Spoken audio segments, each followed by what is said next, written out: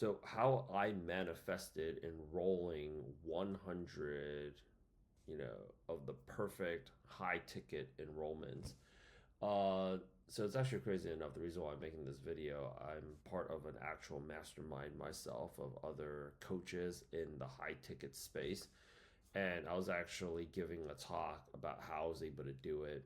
And this really got me to think back to there was a time when 100 enrollments was beyond an impossible figure for me to even fathom. There was a time when I was thinking to myself that, 10 to 15 would just be freaking pretty damn good. And people ask me, you know, how did I go ahead and actually do it? And I was trying to recall it. It was a really good conversation, but I'll let you guys know this. These were just some of the blockers that I had to go out there and unblock in my life to go ahead and actually make that possible. First things first was actually remembering that 100 was the number that I wanted to go for. You see, when you're in your own business, you're always thinking to yourself, of course, everybody loves money. I love money. I mean, I'm 100% pure blooded Chinese. I mean, we practically worship it as a freaking religion. But when I was working with my coach on this, and when I was working on my mastermind, there was a time when, and this actually wasn't even that long ago. Um, think about it in my terms, but I set the number 100 a month, and I thought to myself, like, wow, that is a freaking ambitious, wildly ambitious number. But across multiple offers that we're hosting, product management, tech sales, and cybersecurity, I was really just thinking to myself, that's actually 33, 33, 33. If I was to go ahead and actually math that thing out, it's actually not that big of a number. It's like there's 33 people that want to be product managers, 33 people that want to break into tech sales, there's 33 people that want to break into cybersecurity. If we cut this thing into just two major tech cities in America, like San Francisco and New York, there's 15 people in New York City this month that want to be a product manager, and there's 15 people in San Francisco. Luckily for America, for the American market, and that's not actually counting the fact that we actually do business in Canada too. It's actually not that big of a number. But before I could even get to this number even possible, because there's one side where I was thinking it's possible, but a lot of the week I would be thinking that it's not possible. The first things first was actually remembering that was the freaking goal in the first place. So I remember I was setting this goal. The mastermind that we were hosting was actually in person. And, I was thinking to myself, like, oh, let's throw out a number out there that's like a stretch goal that everybody be excited about. And then what's your goal, your goal, your goal? And I was like, it was only 24 hours later that somebody sent me a text in the group. This is why it's really important to have a mastermind. And I was eating dinner and I was like, holy shit, I didn't even remember just 24 hours ago. That was a goal that I freaking set. I forgot it. A lot of times when we're setting like goals, New Year's resolutions, we want this particular body. I realized something. Blocker number one is you forget the goal. You don't even remember that's the goal. And I remember there was a time when, during that time, I said I wanted to do it by the end of the month. And because I said we're like by the end of the quarter, I was like, actually no, you can actually do it by the end of the month. So the first things first was actually forgetting the goal was the goal in the first place. Second blocker was this. Okay, believing that it was actually possible. There were so many splurts where I would just see that it was possible, and there's so many splurts where I believe that it was not possible. So in getting it to be possible, thinking that it was possible, I had to think like this. If I really broke down the math, how would we go ahead and make this happen? Okay. Instead of looking for all the ways that it can't work, what I had to go out there and do is switch my mindset into like, okay, it actually can work. And I was actually manifesting it in terms of my co-founder and my team actually like being so pumped up, like we actually made it freaking happen. Like, okay, how everybody was feeling at the time, and us seeing the enrollments just basically trickle in, and it was just being automated. We get the automated email and the text pings whenever somebody decides to go out there and like come through. That was freaking amazing, right? And when I thought about that feeling, and there's like that scene in Scarface where I don't know if you guys are watching the movie Scarface, you guys should, where Al Pacino's calling his connect, his main man down there in South America, and they're just laughing, and the money counting machine is just going right. And I was actually really thinking about that. And that made me really pumped up. So first things first is like asking myself also, how do I want to feel about the situation? It's like, and how I got over it was this: there were so many things that I thought was impossible just maybe a year ago, 2 years ago, 5 years ago, 10 years ago. When I think about all the times, like when I think about how difficult it was for me to, pay for school, pay for college, and just make it through. And then I take a look back at like there's all these other things that I could do. How I ultimately got past that was this: don't just think about, obviously it's like you're thinking about how good it is, like, oh yeah, seeing 100 enrollments and you're manifesting, you have your eyes closed and everybody's laughing, popping bottles of champagne, and everybody's feeling great. But at the same time, it's like, oh man, I don't think it's possible.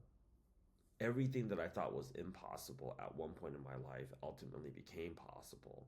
So that was the second hurdle that I had to break through, was like, okay, everything. So that means there's things that I can do right now, but I'm just not seeing it. So that means there is a solution, right? The third thing was listing. Okay, now that we have that, let's actually talk about a legitimate game plan, because we can't just be manifesting all the time without just thinking about the action plan. I made a list of everything that I thought was going to be a blocker, that was impossible, and I acknowledge how I felt about it. Okay, with our current team size, it would require too many calls, because we knew exactly how many calls that we had to do to convert how many people. And I was thinking to myself, like, you know, even if we decided to hire additional staff to take on these calls, or we're working around the clock, even if we open up Saturday and Sunday.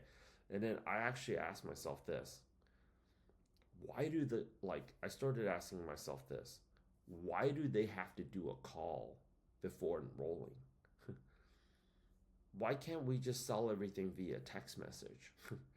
Right? Like, why is that? And the other thing here is, when I started listing out all of the blockers and the limited beliefs that I had, I started realizing something too.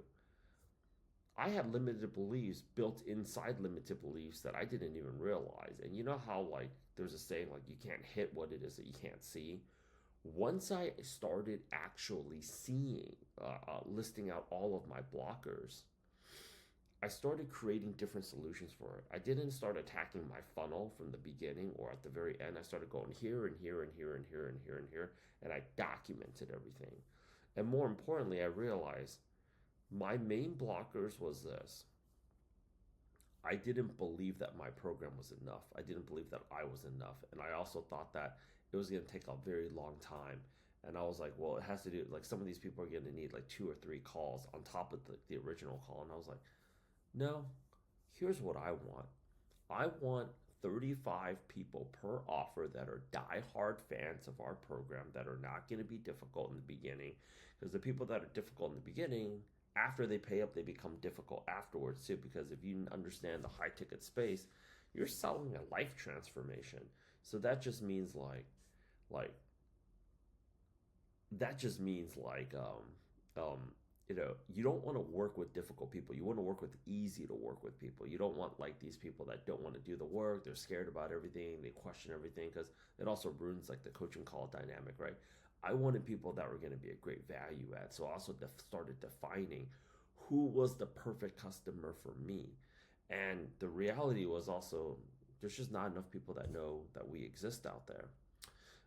Other blockers that I actually gone through, and this was also how long I thought things were going to go out there and take. And I started asking myself, how fast do I want this to happen? I want this to happen quickly.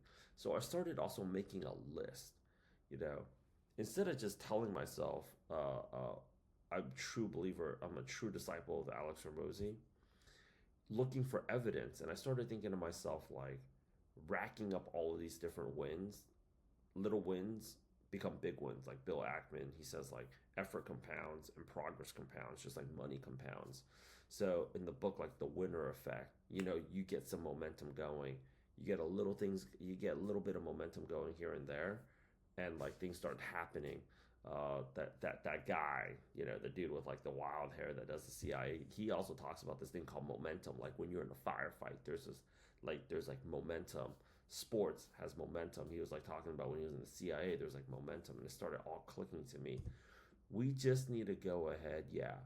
Every single day, there's going to be things that I don't understand how to crack, parts of the funnel that I don't understand how to crack, or I don't have an immediate solution to. But what can we do to start grabbing quick wins here and there? Because like the more quick wins that I get, you get a little bit of momentum, and then boom, the answer reveals itself to you.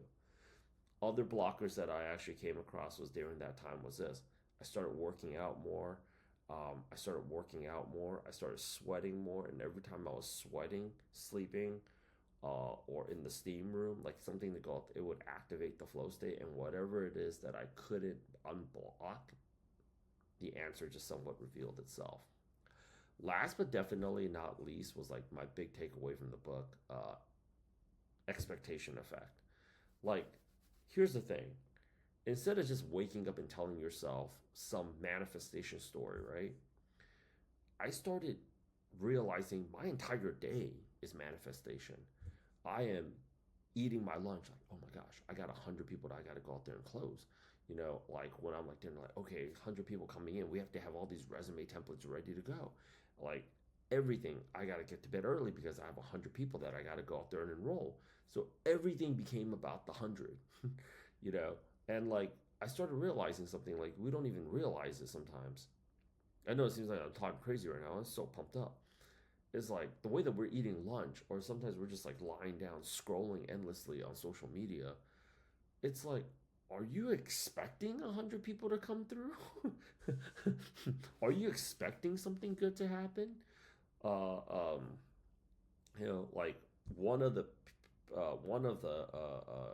key figures in my mastermind group is a dating coach, and they said like in the time that they've been doing it for like about I think a decade or longer, is like everybody wants more time, everybody wants like better mental health, everybody wants like more love and romance or affection in their life, better relationships, or like a more like exciting social life, or like definitely more money, a better career, and all that, right? And their focus is it's really the four pillars of coaching, like health, wealth, relationships, careers. It's like everybody that knows about like trying to find like a better partner is, like, oh, just make a section for your apartment where you would have that for your partner because you're expecting that thing to happen, or have your apartment cleaned up, or like have like a bottle of something to drink in your refrigerator because you're expecting somebody to come over.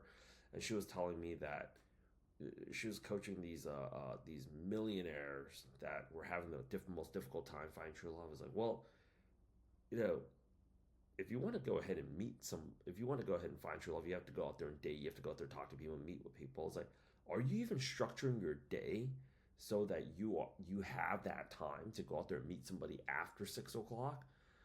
And some of these people are like doing really their best work after 6, 7, 8 o'clock at night at dinner, right? After dinner, that's usually the time when you get some deep work in. And that actually made me start thinking about like, am I structuring my day, my week, my life to be able to handle like 100 new dream clients? This thing. How I manifested the dream client ultimately too. I think I mentioned it just now. Clearly defining who the perfect dream client is. And everybody talks about this in sales. And there's a person that sells real estate sales coaching in my program too. And she also mentioned she's a broker right now with a huge brokerage, I think with like 30 some agents underneath her. She's also teaching other real estate brokerage how to get the most out of their people. She said she took like a weekend where she checked herself into a hotel and just wrote down everything that she wanted and the perfect clients, and like made the huge list of like, what types of people that she wanted to work with, what type of life that she wanted to have. It always just starts like this, right?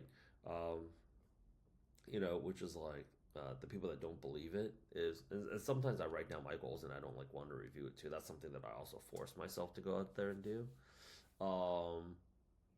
That's how it begins. Athletes do this all the time. They visualize where the ball is going to be, where the puck is going to be. You know, Conor McGregor said, you know, like 1 minute, 6 seconds, I'm going to go out there and dust that guy, Jose Aldo, right? So everything in terms of like my biggest takeaways is I've given you a lot.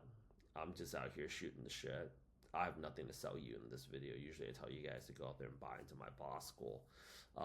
But like I wanted to go out there and share that because I literally got out of that call and I was thinking about recording this later when I wake up and I was like, I'm going to totally forget about it. And if anything, I'm recording this so that I can go out there and listen to it. But we're setting like a bigger goal right now of doing 600 high ticket enrollments a month. And I was thinking to myself, right, not that's a crazy number. But when I first started as a career coach, I wrote like 5, 7 resumes where I was coaching like 5 or 7 product managers. And I remember, you know, I was gonna go cook, and then I was like, you know, that's not worth my time. I'm gonna go order an Uber Eats because I, you know, while I'm waiting for my food to come, I can get these resumes done. And I kind of felt like that was my first kind of run in, and I was thinking to myself, you know, it wasn't really that long ago when I was working about like $40,000 a year job, and I started charging like $2,000 for a resume, and I was like, holy, I'm making more off of just working a few hours a week, writing resumes compared to my, you know, $40,000 a year job, which was really like I think 3,000. Like California taxes was heinous. It was like 3,000, like 3,500 bucks and change at that time. And I was thinking to myself, like, oh, like 2 resumes, I basically just recap my job. I mean, there was commission working in the IT staffing, but every single level, I was remember that I was like, that's not possible. That's not possible. I remember when I was doing 50 to 60K a month, I was like, huh. And then I was thinking like, man, these guys talking about 100, 120K months. And then like we hit that next number every single time. I thought it was impossible, you know? And overall too, I'd say another blocker is just complacency. Sometimes we say like we want to hit this number, and then we, you know, we get like a little bit, a few dollars coming in here, and we're like, oh, we good. You know, it's so easy to be comfortable.